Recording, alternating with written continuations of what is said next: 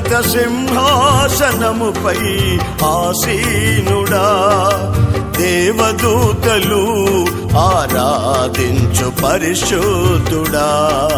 యేసయ్యా నా నిలువెల్ల నిండియున్నావు, నా మనసారని సన్నిధిలో సాగిలపడి నమస్కారము చేసెదా, సాగిలపడి నమస్కారము చేసెదా.